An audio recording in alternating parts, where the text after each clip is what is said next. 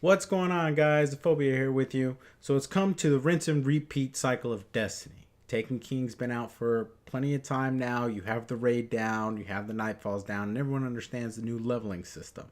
So sometimes you're sitting there on the weekend, you've already finished your bounties for trials, and you're wondering, what could I do to keep me entertained, to keep me into this game? Well, one thing you could do is go for Flawless Raider Trophy to work towards your Platinum Trophy on Destiny. Now, Crota would be the easiest one to run. Yeah, I would recommend that actually, not the Vault of Glass. There's a little more working parts that would go towards it, but it is still fun to attempt if you're just looking for a challenge. Now, if you're also going to run it and you have some clan members, I would recommend you run it with them as well. There is a trophy that you can complete with that. Now, no, I don't recommend taking 4, 5, or 6 into the raid. That's more people you have to worry about, more working parts, more chances of someone dying. Now, the main part with the Flawless Raider that you need to worry about is if one person in your clan dies, or in your fire team, I should say, it doesn't work. Even if you complete the raid without dying, as long as someone died, it will not count. So the biggest thing with that, take 3, nice and easy, simple go through, especially in this beginning part because there's a lot of holes that you run into. And if you haven't run this raid before, if you're just new to the Taken King and the Destiny world, they might come up on surprise. I remember when this raid did open and I was running with a group, some randoms I found online, and I remember we were just running trying to figure this part out, and I think half of us wiped due to these damn pits. It's alright, it happens. The main thing with this, just send a runner. Take a seat, have a good time. There's no need to rush it. If you do have the don't touch me's for the hunter, if you're running on hard, I would recommend it. You really don't need it. Maybe blink strike just so you can go invisible. You don't have to really worry about it. It's simple. Run through it. Don't hit the holes. If the weight's a little too much, stand by the light. Don't stand too long. They'll blow you up. Other than that, it's a very simple beginning part of the raid. There's not a lot of moving parts or something you need to worry about, i.e. the Taken King and the 6 artifacts. So for this, you and your buddies can just sit down, enjoy your time, and wait for that one runner. And hopefully it would be an experienced player that has done this before and knows what they're doing. So when they do get up to the top and the ogres pop out, you wouldn't have to worry about anything. Nice and easy, not to worry about it. Don't get ahead of yourself and start playing with your swords. We were beginning to run this, and of course my 2 buddies were bored while I was running it, and they decided to try to hit each other in one of the pits, and they did fall. Automatically, you must go into orbit and reset the raid. I wouldn't stress too much about it, though. It's simple. It should only take you about 20 minutes to run it flawless. As you can see, I am sitting here, a little restless. It may take you 5 minutes, the longest part of the raid. I will also show you where the ghost is. It'll be around the 5th lamp, off to the right, a little behind. Just wait a second and I'll show you. Just kind of clearing out some ads, not trying to worry about anything sneaking up and biting me in the ass, you know what I'm saying? Like I said, the last thing you want to worry about is actually dying. Now, obviously, here's one of the lamps. When it's lit, it will take the light off of you. If you actually stay in the beginning part, you don't need to worry about the weight of darkness weighing you down. It doesn't even affect you there. But if you haven't got the ghost, and that's one of the trophies you are getting, you only have to get 50 ghosts. And there are 3 in this raid, and if you're doing it, why not? So, one of the main things with that is, stick close to the lamps. They kind of guide you. Now, no, they do blow up. So, like I said, if you haven't run this raid before, be careful. They get brighter and brighter and they will explode, and that does wipe you. Once again, you'd have to take yourself into orbit and start the raid all over again. So take it nice and slow. There's absolutely no reason to run, and plus the weight's going to weigh you down anyway, so you can't jump. If you notice, I'm passing some of the holes on my right. Be careful. With the weight on you, you're not going to be able to get out of there. You can pop a super and then it's a little bit easier to move. It really doesn't affect you. The weight doesn't, so there's nothing to worry about. Now, most of the thralls and the knights are actually attacking the guy that headed up before you to hold the platform to build the bridge. So there's not a lot you do have to worry about. But I would recommend staying cautious and paying attention to your surroundings, because the last thing you need is something to knock you off the edge or put you into a pit. Something else not to really worry about is your light level. You can easily knock this out at whatever level you are, because the recommended level for this, I believe, was 32 when it originally came out, and you will be level 40. So don't stress too much of, oh, I'm not high enough, I won't be able to do this as smoothly. that's nothing to worry about. Now, if you notice, we took a little detour towards the right. That's where the ghosts will be. Since you are closer to the top, there will be some aggro pulled for these thralls. Go ahead, take the time, clean them up. The last thing you need is a group of them gangbanging you, and the next thing you know, you got to take yourself into orbit because you died. I am looking around. If it seems like I'm lost, I kind of am. It's a little tough to see around here, but don't worry, I will show you where the ghost is. Let's take out a couple more thrall. I'm going to work my way over to Doc Chewy. He's actually standing by the ghost. And then once you pick it up, I'll show you where the next one is. It's actually very close in relation with this one. It's the third one that we're not going to worry about until later on in the raid. Now just work your way over there. Be careful of the thrall. Once you pick it up, we're going to fast forward, take you to the very end of this portion of the raid and show you where the second one is.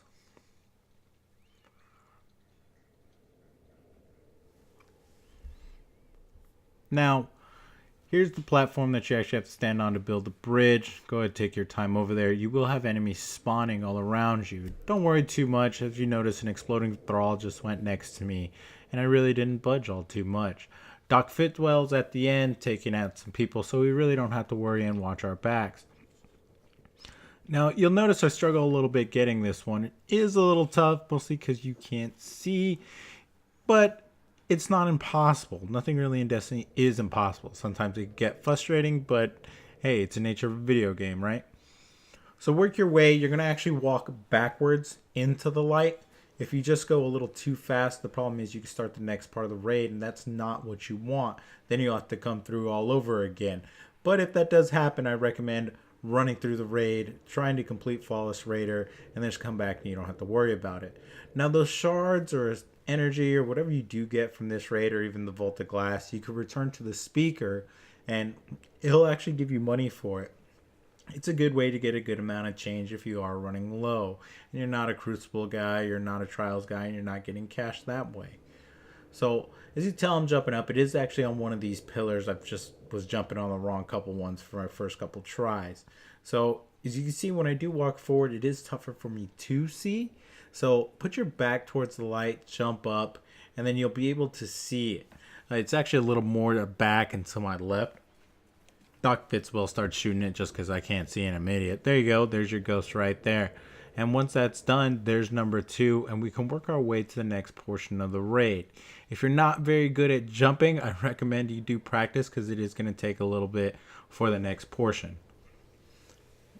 Let's go ahead and move on. For this next spot, you're going to have to keep someone down below.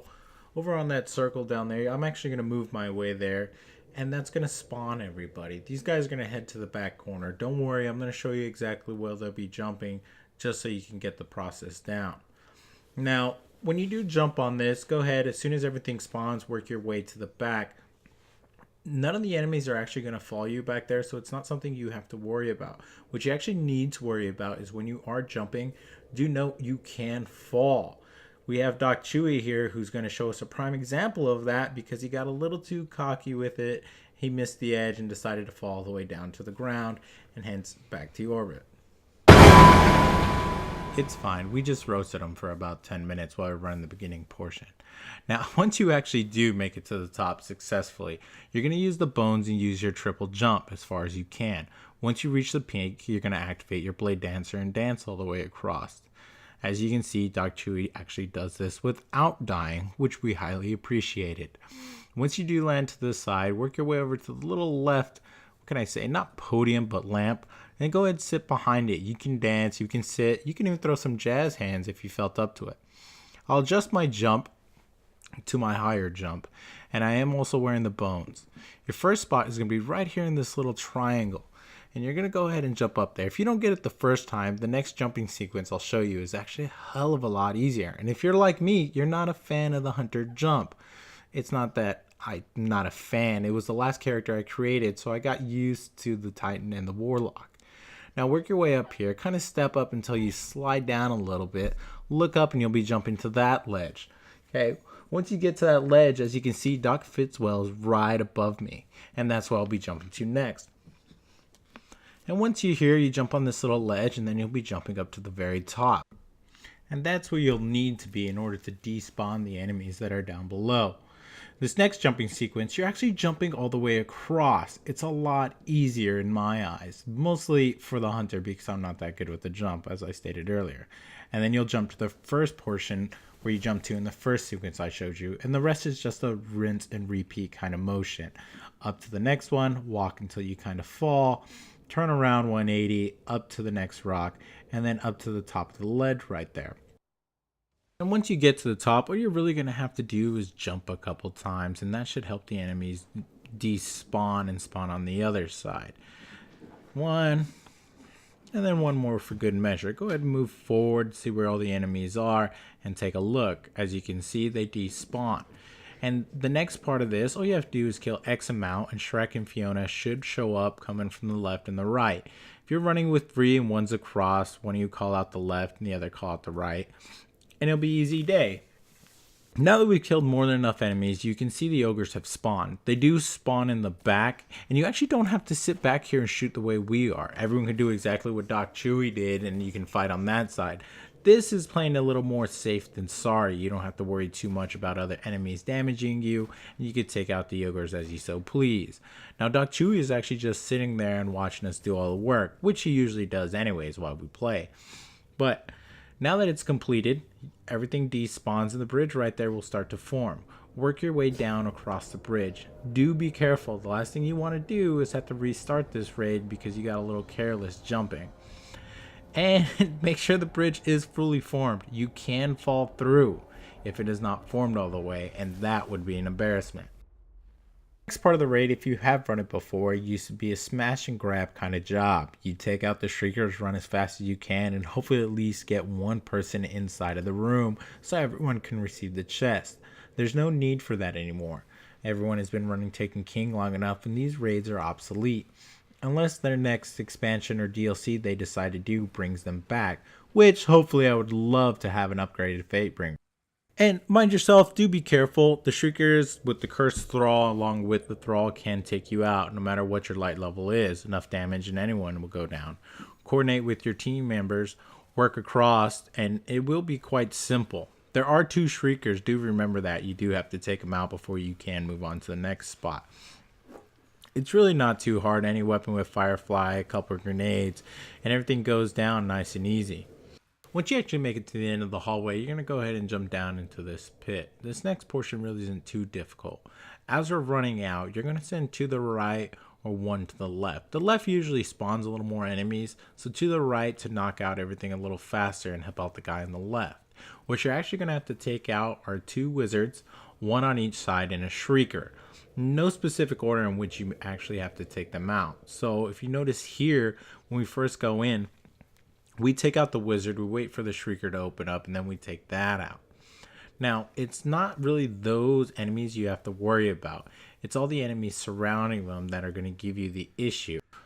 And once this is complete, you're going to head to the other side and help your friend out, and it's a simple matter of rinse and repeat. Once this is actually done, the force fields will drop and you'll be able to go in and take out the Death Singer. A simple shadow shot should do the trick with a couple shots from your rocket launcher, and there's nothing really too much to worry about. The one thing you need to remember, once the Death Singer is down, you don't necessarily pass this area. You have to finish killing off an X amount of enemies, and once that is done, you will get the rewards for this portion of the raid. Now, if you remember, I told you there was 3 ghosts in this raid. The next ghost is actually here. It is on the left side running out of the tunnel, and it'll be over in this back area where you killed the wizard and the shrieker. Doc Fitzwell is shooting at it for a better visibility for you guys. Go ahead, jump up, and hopefully collecting it either gets you your trophy or brings you 1 ghost closer to your trophy, and 1 more trophy closer to your platinum. Now, once you've killed enough enemies, it'll be time to summon Crota. And to summon Crota, everyone's going to walk into the center of this big crystal, and it's going to say the presence of Crota is there.